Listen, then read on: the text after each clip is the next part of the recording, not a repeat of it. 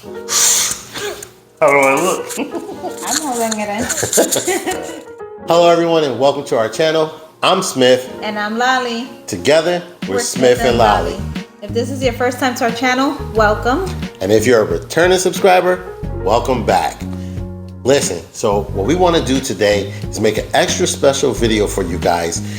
Since this is we're going to be celebrating our 500 subscriber. Woohoo! I'll do some edits or something. Pretend fireworks are going on. Woo! All right, so we're going to tell you the story of us, like how we met and who we are. So stick around.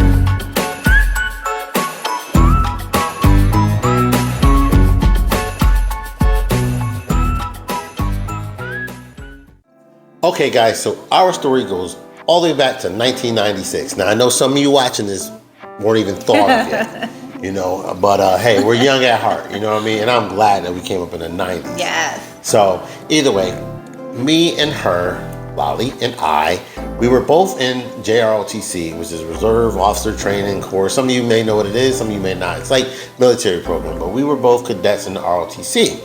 And we would take these field trips every so often. Yeah. I was a junior, I think, when I met you. Yeah, and she was a freshman, aka fresh meat. Know what I'm talking about? Some of you know what I'm talking about. Anyway, but we were on a trip one night. We were coming back late night. Yeah. And so first of all, she has 4 brothers, okay? And 2 of which went to school with us, and I didn't know he was upperclassman to me. I didn't know that he was gone by the time she came. Yeah. And then her other brother, they were like, I thought they were twins for a while because they were like always together, but apparently that was like her security force, so I seen her. I never got to see her alone though. So until one day on this trip, we're on the bus, it's late night, her brother is literally like 3 seats ahead of us on the left, and we're sitting there, but everybody falls asleep except for us. I had an opportunity to make my move, and I did. We started talking a little bit, and we made out on the bus. It wasn't like you nasty kids. Y'all would have probably did something else. We just shared a kiss. Kissed a little bit. I mean, we did some other stuff like on top of the clothes stuff though, and yeah, that was great. But we never dated after. Never talked about it, didn't even exchange numbers. Nothing. It was just like something to do while you're on the bus, I guess. And then fast forward to what? Damn near 2007? 2007, yeah. Yeah, like 11 years later. Now, when 1996, there was no such thing as social media. You couldn't even fathom that. We had no clue what that is. We barely was on the internet. I know y'all can't believe this. We didn't carry phones with us everywhere. We were hardly on the internet. But in 2007, there was this thing called MySpace. MySpace. Ooh, the old people talking about MySpace. The old folks. Back in my day, they had the thing called MySpace. So, but we were on MySpace. Everybody was on MySpace at the time. Yeah. And we had a mutual friend, and I saw her. And I was like, hey, I remember you. Yeah. Now, mind you, in high school, I was somewhat popular, you know what I'm saying? She was a nobody. She wasn't nobody. So I'm like, ego. I'm like, oh yeah, let me brighten her day. Look, it's me, E. Smith. You remember that time we made out on a bus? And of course, she was like, no. I did not remember at all. And I'm like, cat, you lying. I'm E. Smith. There's no way you don't remember that. I said, you joking, right? And she said, no, I'm not. Crush my ego, crush my spirit, right? So let me tell you what happened. All right. So, needless to say, I was a little bit devastated, a little kind of hurt, you know what I mean? Because, like, I'm a popular kid.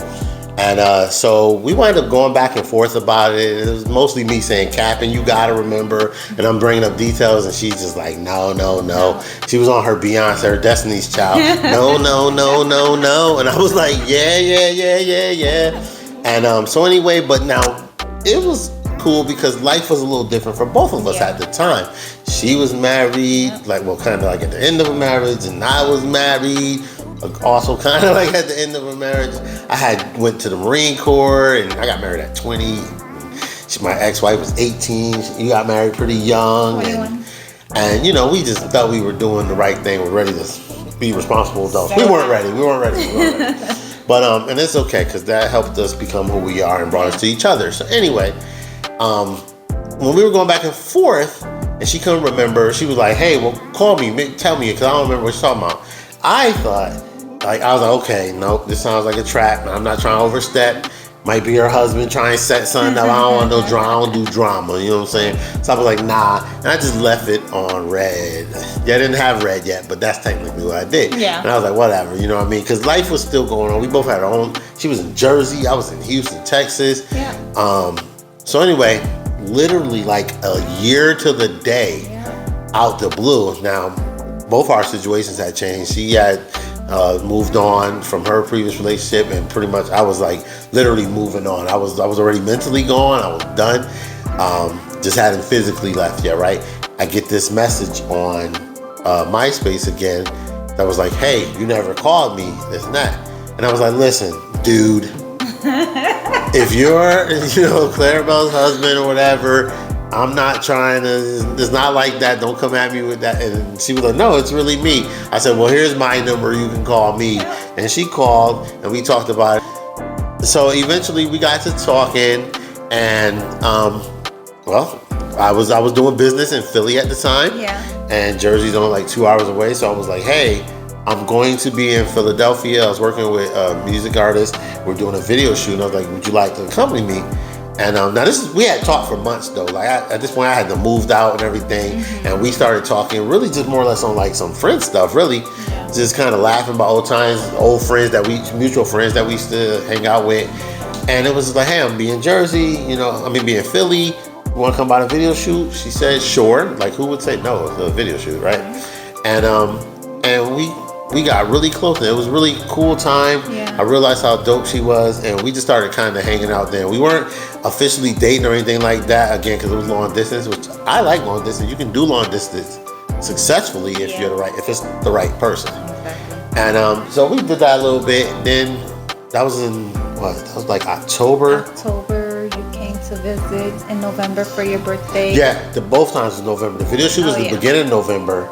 Then I came back just to visit her at the end of November, and I left on my birthday. Yeah. And then I invited her to Houston for Christmas, which was pretty cool. This is back when Houston still had the Sky Bar. If you're from the H-Town, you remember the Sky Bar, Scott Gertner's? Give us a thumbs up in that, and give us a comment or something. The Sky Bar it was really nice. It was the dope spot. Yeah. Anyway, so we had Christmas dinner, had a good time. Christmas, my homeboy came out, met her, we hung out for a little bit.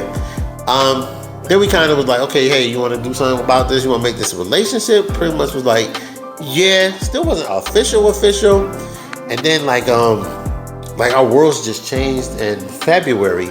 Like I wound up, I was working for a rental car company at the time, also plus doing music, and I was writing for a magazine. It's like I was a Jamaican, like I had like a bunch of jobs, right?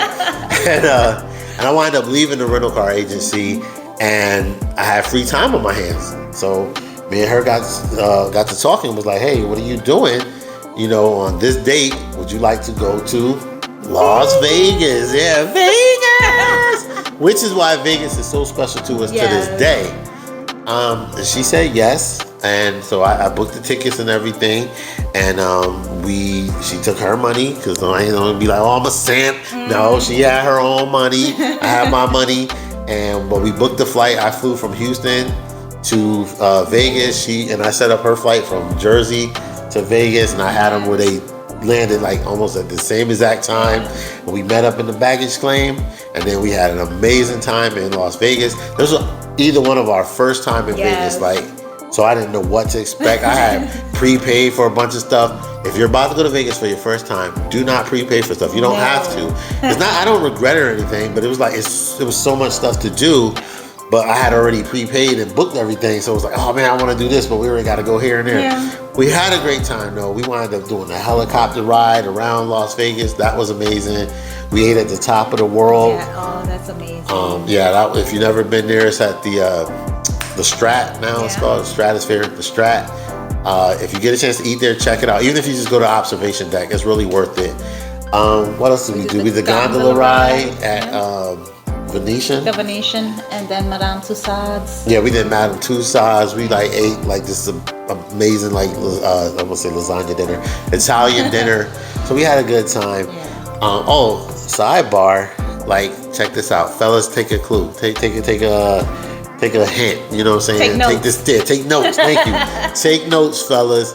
So I had surprised her. What she didn't know is like a couple days prior to us going on this trip, I had just over the couple of weeks, I've kind of been asking her little random questions and stuff like that, getting like her sizes and stuff. And I bought her a dress, the shoes to match, a clutch purse to go with it, earrings, the accessories.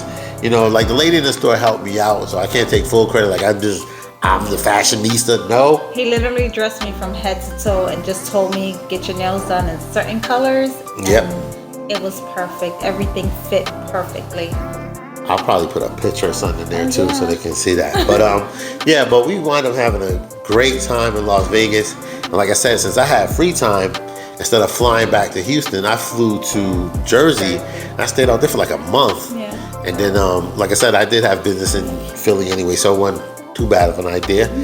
And that pretty much was the start of our relationship. And that was in 2009, February 2009, and we have been together ever since.